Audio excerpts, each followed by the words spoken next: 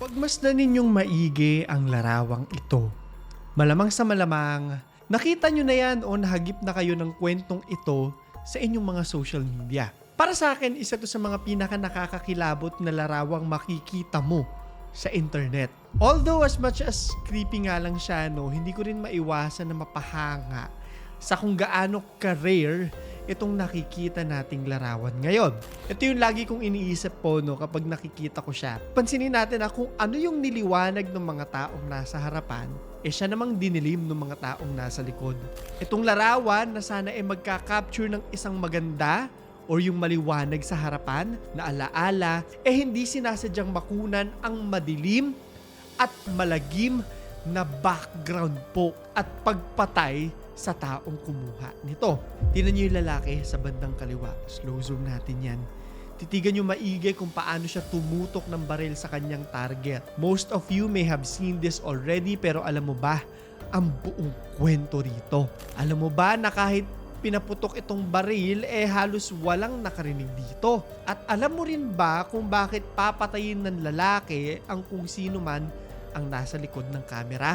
Parang karera kung iisipin, paunahan po silang dalawang pumitik.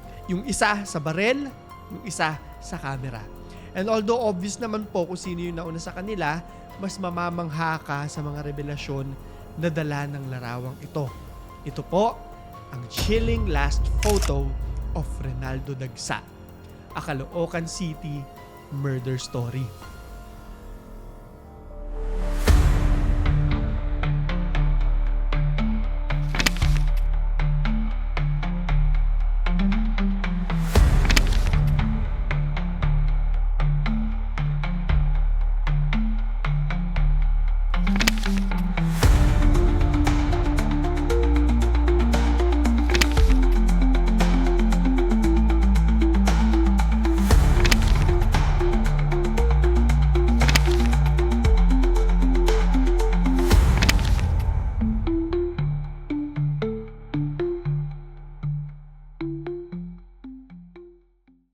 Sa likod ng camera. Hindi po siya kita sa larawan, pero sabihin na lang natin na parang main character sa kwentong ito ay kung sino man ang may hawak ng camera. First of all, siya yung pamilya nung kinukuhaan niya.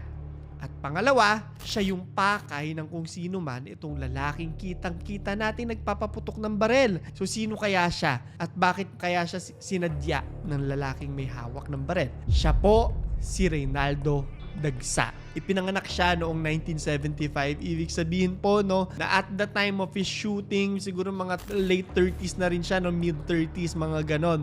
Napakabata pa kung tutuusin. Miyembro po siya ng Barangay Peacekeeping Action Team at malaki po yung papel niyan kung bakit siya pinatay.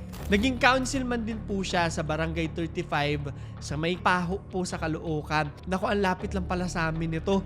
Isang sakay lang sa amin, bandang Sangandaan po kasi ako yung jeep doon, kung alam niyo, Sangandaan, Paho, Divisoria na route.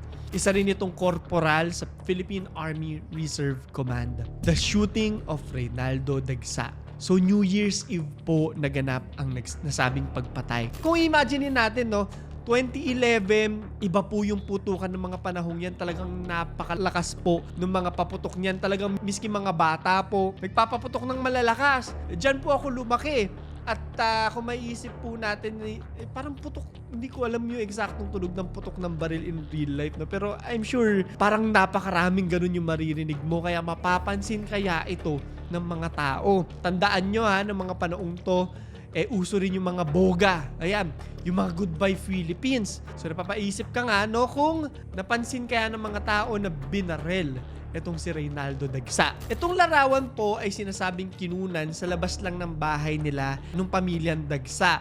At kitang-kita ang isang lalaki nga na tumututok sa kanya. Sabi nga nila, a picture paints 1,000 words. At kahit hindi ko po ikwento sa inyo yung pangyayari, titignan nyo pa lang yan, alam nyo na may barilang naganap. At yun na nga yung nangyari. Ang tanong lang, nabuhay pa itong kumukuha ng larawan. Going back to the story, sobrang ironic yung bang juxtaposition, which is sa madaling salita, yung pinagkaiba ng kanilang posisyon, yung ngiti ng pamilya sa harap na napakaganda ng pailaw at yung kadiliman ng mga pumapatay sa likod, both in colors lighting, and yung intent. Yung mga babae po sa harap ay yung anak, asawa at mother-in-law ni Reynaldo Dagsa in that order. Katabi po nila yung family car nila, doon na rin po sila nag-post at sa likod nila makikita nga yung salarin na nakasuot ng isang cap. Nasa likod yung visor. Visor yung tawag doon, di ba? Ready siya at umaasinta. Kitang-kita natin, no, na intentional yung kanyang pagpatay. Medyo natatakpan po ng baril ang kanyang muka pero tanaw na tanaw kung sino siya. Sa kabilang dako naman po ng larawan, may isa pang lalaki na in-identify naman ng mga pulis na parang lookout din nitong nasabing assassin. Sabi po ng police investigators na as soon as magpindot siya ng shutter, no, yung parang smile, gano'n niya yung pamilya niya, sabay na rin pong bumaril itong mamamatay tao sa larawan. Just imagine, no, ano kaya yung pakiramdam ng pamilya nung chinecheck nila yung picture doon sa nabagsak na gamit nitong si Reynaldo Dagsa. Naiyak kaya sila? Natakot kaya sila? Tapos natanaw nila, ay hala, nakita yung pumatay sa kanya, oh. 4 na beses daw binaril itong si Reynaldo nung isang lalaking yon. Bang, bang, bang, bang. Pero sinasabi nila na isa lang daw yung tumama kay Reynaldo Dagsa. Tumama raw ito sa kanyang dibdib. Siyempre, dinala agad siya sa ospital, sinugod. Kitang-kita naman, nasa harapan niya lang yung pamilya niya eh. Pero pagdating daw sa ospital, yung iisang bala na tumama sa kanya naging dahilan ng kanyang pagkamatay. Si Reynaldo, wala na. Hindi na masisilayan ng kabuuan ng unang araw ng bagong taon. Hindi niya na nga nasilayan yung araw, actually. Ngayon, bago po natin kilalanin itong killer at kung bakit niya binaril si Reynaldo, dagdag impormasyon lang din po ng mga pulis na yung isang lalaki po dito kung makikita natin, no, bumaril din pala siya kay Reynaldo pero hindi lang din tumama. Hindi siya tambay lang dyan, hindi siya kapitbahay lang dyan, hindi siya kamag-anak lang dyan. Kasama niya yung lalaking bumaril at nakapatay kay Reynaldo. Sino at bakit binaril si Reynaldo Dagsa? Ito na yung $1 million question. Sabi ng Caloocan City Police Chief na si Jude Santos na na-identify nga nila ang lalaki sa larawan. Yun na yun eh. Yun na yung proof eh, di ba? Ito yung tanong ko dito, swerte ba? Sinwerte ba siya na naunahan niyang pumitik? Yung killer niya, yung gunman niya? At sa totoo lang pasensya na, I don't want to sound disrespectful, pero ang galing ng kwento na parang paunahan silang pumitik eh. Parang yung mga Wild West na pelikula, no, nakabaliktad yung dalawang cowboy. Alam niyo yung ganon? Tapos paunahan silang bumaril. At dito, sige na, sasabihin ko na sinwerte siya, no, na nauna siyang pumitik kasi kung hindi makikita yung larawan nito nung pumatay sa kanya. Kinilala po ito bilang si Arnel Bueñaflor na inaresto rin kaagad, nakuha rin po kaagad ng mga kapulisan. Gayon din yung isa pang lookout na si Frederick Sales. Kumanta rin naman daw po agad sila at binigay nila yung detalye sa pagpatay. Mapapaisip ka rin kasi, di ba? Bakit naman New Year? Kung kailan kitang-kita lahat ng mga tao, medyo hindi rin iniisip nung killer sa part na yun or medyo hindi iniisip. Bakit nila binaril si Reynaldo? Ito raw po kasing si Arnel Bueñaflor nakasuhan po pala, no, at nakalaya lang dahil sa pag-post niya ng bail. So, agad-agad talaga siyang pumunta doon. And most likely na dahilan kung bakit niya ito binaril, ayon din sa mga kapulisan, ay para makaganti kay Reynaldo Dagsa. Siya raw kasi yung parang isa sa mga witness or nag-order ng pag-aresto dito nitong mga nakaraan. Lahat ng suspect po ay sinasabing miyembro ng isang gang na madalas na i-involve sa mga car theft, pagnanakaw, at mga robbery hold-up. So makikita natin na medyo sanay po sila sa mga tutukan ng baril kagaya nito. Sabi ng police investigator, it was personal revenge. They all helped each other. Ano lang ganti lang. Siya yung unang nangargabyado. Binaril niya ako. Ang October 31, malapit na Magundas. Hindi ko pinlano. Kasi ang hinahabol ko magbabagong taon ako sa amin. Dahil mag-aalas 12 na nun. Nagmamadali ako umuwi na napadaan ako sa kanila. Nakakita ko, siguro parang hindi ko na rin pinalampas yung pagkakataon. Ganyan talaga pag gang, di ba? Pag parang barka-barkada. Ano nga yung term doon? Yung parang magtatawag ka ng tutulong sa'yo. Rest back. Ayun. Rumest back silang lahat na patayin itong si Reynaldo Dagsa na wala namang ibang maling ginawa kung hindi tumulong para mapuksa ang mga magnanakaw. Nakakalungkot lang din siguro na minsan may mga mabubuting tao na napapahamak sa paggawa ng tama. In this case, yung paggawa lang niya ng trabaho niya, na I'm sure hindi naman po ito personal doon sa mga gang na ito. Ayon din sa mga pulis at kamag-anak nito na itong si Reynaldo daw, meron po talagang reputation na talagang babad siya sa trabaho, mahigpit siya pagdating sa krimen. So gets natin kung bakit magagalit itong mga kriminal sa kanya. Siguro na pag-iinitan din sila. Ganyan talaga. Kung sino po yung mali, kung sino pa yung may kasalanan, usually sila pa talaga yung nagagalit kapag nahuhuli sila. Sila pa yung nag-feeling na biktima. Na nasa isip nila, may maling ginawa sa kanila when in reality, that was just justice doing its thing. But here's the thing. May mas malalim na layer pa pala itong pagpatay na to. Pasaway gang. Yung gang na nabanggit ko pala dito, may pangalan. Ito, may nakita po akong isang obscure article from Inquirer.net. Pasaway gang yung pangalan ng gang na pumatay kay Reynaldo. And the way I see it, dahil medyo mahigpit nga itong si Reynaldo, siguro ilang beses na rin po silang naparusahan ito, no? Yung mga members nila nahuhuli palagi. Naging threat sa kanila itong si Reynaldo. Sabi nila na yung motibo nga, ayon sa nabanggit natin, is personal vendetta. Pero eto na, may nakita akong dagdag detalye dito. Walang patunay ito, no? Pero ayon mismo sa kapulisan na may mga financier daw na sindikato na merong sarili nilang motibo itong nagpapatay kay Reynaldo gamit yung pasaway gang. Di ba parang The Godfather? Parang ganun. At ito raw yung dahilan kung bakit finance nila yung pasaway gang. Kaya meron silang barel. Kung ganggang naman, di ba? Saan sila makakabili ng barel, di ba? Hindi naman binigay po yung pangalan ng itinuturo nilang mga sindikato. Wala silang kahit sinong pinangalanan. Kung babasahin yung article, ayaw nila kahit pa kinukulit na sila ng press. So far, wala na rin po akong masilip na detalye patungkol dito. Sadly, trinay ko na rin pong basahin lahat, pero I think doon na matatapos yung mga detalye tungkol sa pagpatay. Nakakalungkot man po, pero wala na akong maidadagdag na detalye sa inyo. Sadly. Pero, pwede nating balikan ngayon yung insidente. Bago ang insidente, bigyan lang din natin ng context yung masayang part sana nung gabing yon. Ngayon, pag New Year po talaga, especially dati, talagang maingay po talaga pag alas 12. Ito masasabi ko, no, for Caloocan, dahil kangkalo din ako. Talagang hindi na kami nakakahinga po sa kapal ng usok. Hindi ko alam kung sa inyo, no. Ngayon hindi na eh. Meron pa nga naalala ko, laging may sinturon ni Judas po na umaabot from end to end ng kalye. May mga ganung tradition dun sa aming street pag New Year's. Pag sapit rin ng alas 12, yung iba dun pa lang po pwedeng kumain, no? Pinapagalitan pa ng mga nanay nila. Ay, guilty yung nanay ko dito kasi pipicturean pa daw yan, ganon. At parang pag 11:30, dun palang maliligo yung nanay kasi buong araw talagang nagluto.